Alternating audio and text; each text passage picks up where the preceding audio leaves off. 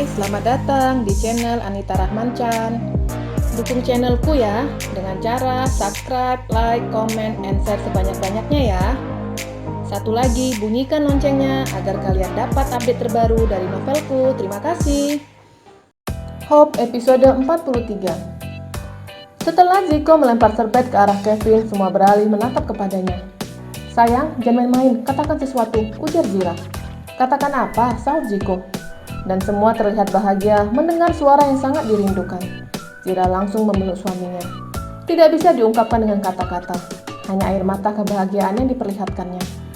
Aku lapar, ujar Zico masih dalam pelukan istrinya. Kenapa kamu merahasiakannya? Tanya Zira. Aku ingin membuat kejutan untuk kalian, tapi si Kevin tidak bisa diajak bekerja sama. Kami sudah terkejut sayang, timpal Nyonya Amel. Kebahagiaan itu sangat sederhana. Tidak perlu menghamburkan uang untuk memperoleh kebahagiaan, tapi berkumpul dengan keluarga, satu kebahagiaan yang tidak ternilai. Zico dan keluarganya melanjutkan makan siang. Sejak kapan kamu bisa bicara? Tidak mungkin ketika naik mobil suara kamu kembali, tanya Zira penasaran. Sejak 2 bulan lalu, sahut Zico dan Zira langsung mencubit suaminya. Au, kenapa dicubit? Protes Zico.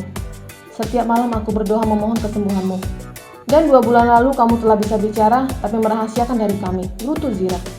Maaf sayang, aku hanya ingin mengerjai kamu, ujar Zico sembari mengelus pipi istrinya, disaksikan semuanya. Mesranya, celetuk Zelin. Pasti ada maunya, timpal Dokter Diki. Zira langsung menatap sinis ke pria itu. Dan Dokter Diki mengalihkan pandangannya ke arah lain. Jangan ingatkan dia, ujar Zira. Aku tidak amnesia sayang, hanya batuk. Jadi untuk itu aku tidak lupa, sahut Zico dan semuanya tertawa. Ketiga anaknya masih bingung dengan arah pembicaraan orang dewasa di depannya. Uncle, cepat makan, biar kita main bola, ujar Zin. Papa sayang, sahut Zira. Uncle, timpal Zahir. Ucapan anak-anaknya membuat hatinya terluka. Begini, Uncle akan mewujudkan semua keinginan kalian, tapi ada syaratnya. Apa syaratnya? Tanya Zin. Panggil Uncle dengan sebutan Papa, atau permintaan kalian tidak akan diwujudkan, ujarnya. Ketiga anak kecil yang sedang duduk berderet saling pandang. Kenapa kamu pakai acara mengancam? Bisik Zira. Ya sudah, besok aku ganti dengan acara reuni, sahut Zico asal. Bagaimana? Tanya Zico lagi. Papa, sahut Zaira. Ya sayang, sahut Zico senang. Kamu mau apa? Tanya Zico lagi. Aku tiap malam mau bobo sama papa dan mama, sahutnya. Semua yang ada di situ tertawa mendengar permintaan Zaira. Zico diam. Nasib ubi kayunya benar-benar menderita. Tuan, turuti permintaan Zaira. Janji itu harus ditepati. Kau tidak dosa. Timpal Kevin sembari tertawa. Bagaimana papa? Tanyanya lagi. Boleh diganti permintaannya? Tanya Zico. Semuanya kembali tertawa. Boleh? Aku minta papa dan mama tidur bersamaku setiap malam, sahutnya semangat. Itu sama saja, rengek Zico. Semuanya tertawa mendengar dan melihat momen itu. Sudah, turuti saja, ujar Zira. Akhirnya demi mendapatkan panggilan papa dan menyetujui permintaan anak perempuannya. Zico beralih ke Zin. Kamu anak paling besar. Lahir beberapa menit lebih awal dari kembaran kamu. Jadi permintaan kamu pasti berbeda, ujar Zico sembari menatap anak sulungnya. Aku hanya ingin bermain setiap hari dengan papa, sahutnya. Permintaan kamu dikabulkan, sahut Zico senang. Dan hanya Zahir yang masih bersikap dingin, tidak mau menatap Zico seperti kembarannya. Zahir, kamu minta apa? Tanya Zira. Aku ingin dia, Zahir menunjuk ke arah Zico. Pergi dari sini, serunya. Zahir, bentak Zira. Bentakan itu membuat Zahir berlari ke kamarnya. Mama jahat, mama lebih sayang dengannya daripada aku, serunya sembari berlari ke kamar. Zico menundukkan kepalanya. Ucapan anaknya sangat membuatnya terluka. Maaf sayang, mungkin karena aku sering memanjakannya, makanya dia menjadi pembangkang, ujar Zira dengan rasa bersalah. Tidak apa, sahut Zico dan berlalu masuk ke dalam ruang kerja, meninggalkan semuanya. Melihat hal itu, Kevin dan Meni pamit pulang. Begitupun Dokter Diki ikut pulang. Hanya Nyonya Amel dan Zelin yang masih berada di situ. Zira menghampiri suaminya yang sedang berada di ruang kerja. Zico menelungkupkan kepalanya di atas meja kerja dengan alas lengannya. Zira mengelus rambut suaminya. Zico mengangkat kepalanya. Kamu menangis, Tanya Zira memperhatikan manik mata suaminya yang basah. Tidak, aku hanya sedang pusing. Sahutnya bohong. Sayang, aku mengenalmu lama. Jangan membohongiku. Aku tahu kamu sedih mendengar ucapan Zahir. Ziko memegang pinggang istrinya. Dan Zira duduk di paha suaminya seperti pada saat dulu ketika mereka berada di gedung rahasia grup. Aku akan memujuk Zahir untuk meminta maaf. Zira ingin beranjak, tapi pinggangnya ditahan Ziko. Tidak perlu. Aku akan membuatnya mengakui kalau aku papanya. Bagaimana caranya? Tanya Zira masih berada di paha suaminya. Dengan caraku tentunya. Sikapnya sangat mirip denganku. Tidak mudah membuatnya percaya. Semakin kamu memaksanya untuk memanggilku papa, semakin dia akan memberontak, ujar Ziko. Iya, kamu benar. Dia keras kepala seperti kamu, sahut Zira. Baiklah, aku akan menemani mama, ujar Zira hendak beranjak. Tapi Ziko kembali menahannya dengan memeluk erat pinggang istrinya. Aku kangen sama kamu, ujar Ziko. Zira tersenyum. Aku juga sangat merindukan kamu, sahut Zira. Ziko melihat bibir istrinya, bibir yang mengandung micin, bibir yang ingin diciumnya. Ziko mendekatkan kepalanya ke bibir istrinya. Zira menutup matanya, hatinya berdebar ketika akan melakukan hal yang telah lama dinantikannya. Tapi suara handal pintu bergerak, dan Zira buru-buru beranjak dari paha suaminya.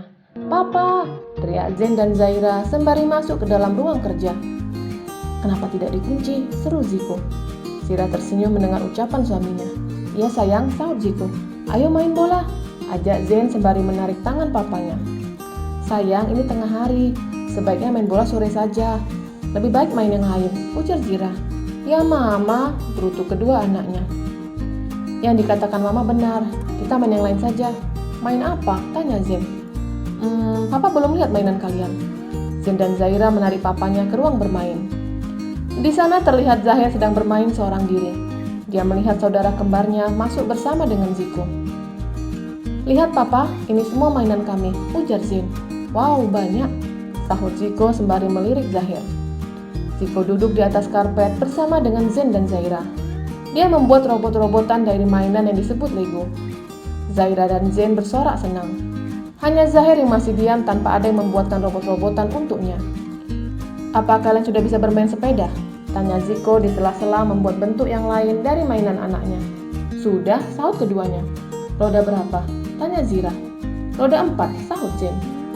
Sore ini, Papa akan mengajarkan kalian dengan roda 2, ujar Ziko. Dan Zahir hanya pendengar dari percakapan itu. Hari telah sore, Ziko membawa Zain dan Zaira ke depan rumah. Dia membuka ban cadangan untuk anaknya. Ayo naik, ajaknya. Takut nanti jatuh, sahut Zain. Gak perlu takut, kan ada Papa di sini. Akhirnya si sulung mau naik ke atas sepeda yang hanya memiliki roda 2. Ziko mengajari anaknya untuk melatih keseimbangan. Terus berada di samping anaknya sampai bisa. Beberapa kali Zen jatuh, tapi dia tetap semangat.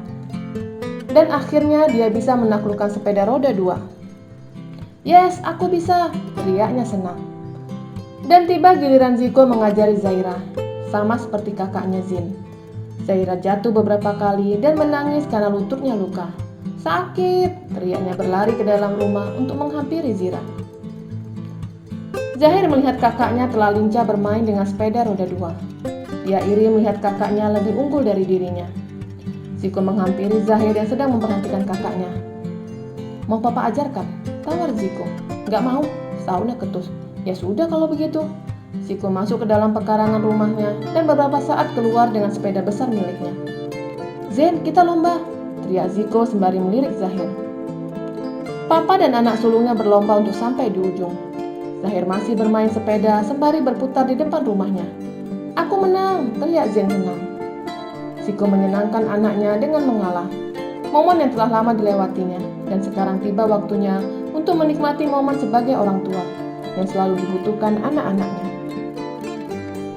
Lihat, sepedaku sudah roda 2, punya kamu belum, ejek Zen. Dengan perasaan marah, Zahir masuk ke pekarangan rumah menuju gudang. Dia mengambil obeng yang digunakan Ziko tadi. Mencoba membuka roda cadangan, tapi tentu saja roda itu tidak bisa terbuka. Mari, Ziko menarik sepeda Zahir dan membuka roda cadangan. Zahir enggan menerima bantuan dari Ziko, tapi kakaknya selalu mengoloknya dan akhirnya membuatnya mengizinkan Ziko untuk membuka roda itu. Oke, Sekarang kalian lomba, Papa mau lihat. Kedua anaknya menaiki sepedanya masing-masing. Tapi Zahir hanya menuntun sepedanya sampai ke depan rumah. Dia menatap Ziko seperti ingin meminta bantuan tapi gengsi. Ziko kecil, gumamnya sembari menghampiri anaknya. Ayo naik. Zahir naik ke atas sepedanya. Dan Ziko menuntunnya sampai anaknya bisa menjaga keseimbangan. Akhirnya kedua anak lelakinya bisa menaklukkan sepeda roda 2. Sebuah mobil berhenti tepat di depan Ziko. Turun seorang pria yang sangat dikenalnya, sekretaris sekaligus adik iparnya. Tuan, sapa Koko sembari menyalami kakak ipar sekaligus bosnya. Ziko menatap Koko dari atas sampai bawah. Dia mengendus ke pakaian adik iparnya. Hal itu membuat Koko ikut mengendus pakaian kerjanya. Enggak bau, gumamnya pelan. Kenapa tuan? Tanya Koko bingung.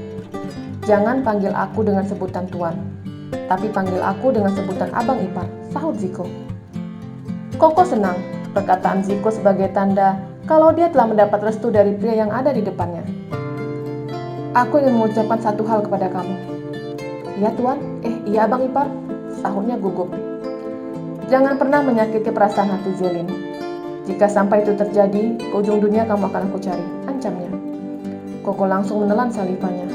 Itu bukan hanya sebuah ancaman, tapi suatu perkara kalau Ziko sangat menyayangi adiknya. Apa kamu mengerti? Seru Ziko. Mengerti, sahutnya gugup. Masuklah, Zelin telah menunggu kamu. Koko memasuki pekarangan rumah itu. Sedangkan Ziko masih menunggu dua jagoannya untuk bermain sepeda. Tanpa tuan tahu, aku telah menyakiti Zelin, membuatnya bersedih bahkan kecewa. Aku tidak ingin melakukan ini, tapi keadaanku yang membuatku seperti ini. Gumamnya sembari menyusuri pekarangan rumah itu. Bersambung.